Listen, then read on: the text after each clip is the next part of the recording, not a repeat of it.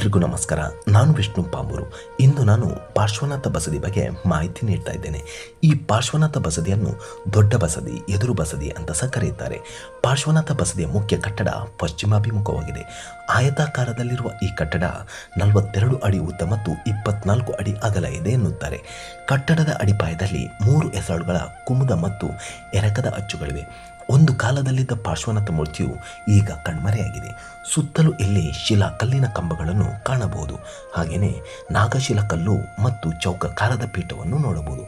ಇದು 8ರಿಂದ 12ನೇ ಶತಮಾನದ ಆಳುವ ಅರಸರ ಕಾಲಕ್ಕೆ ಸೇರಿದ ಐತಿಹಾಸಿಕ ತಾಣವಾಗಿದೆ. ಇಲ್ಲಿ ಪ್ರಮುಖವಾಗಿ ಪಾರ್ಶ್ವನಾಥ ತೀರ್ಥಂಕರ ಮತ್ತು ಪದ್ಮಾವತಿ ದೇವಿಯ ಆರಾಧನೆ ನಡೆಯುತ್ತಿತ್ತು.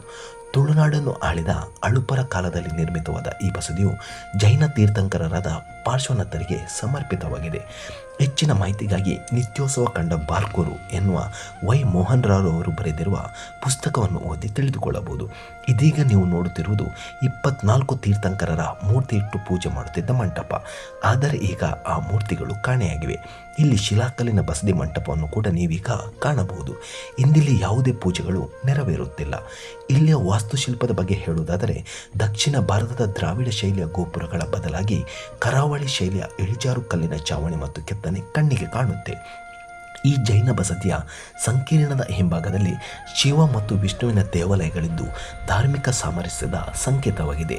ಇಲ್ಲಿ ಯಾವುದೇ ಪ್ರವೇಶ ಶುಲ್ಕವಿಲ್ಲ ಹಾಗೂ ಇಲ್ಲಿ ಭೇಟಿ ಕೊಡಲು ಚಳಿಗಾಲದ ಸಮಯ ಸೂಕ್ತ ಅಂತಲೇ ಹೇಳಬಹುದು.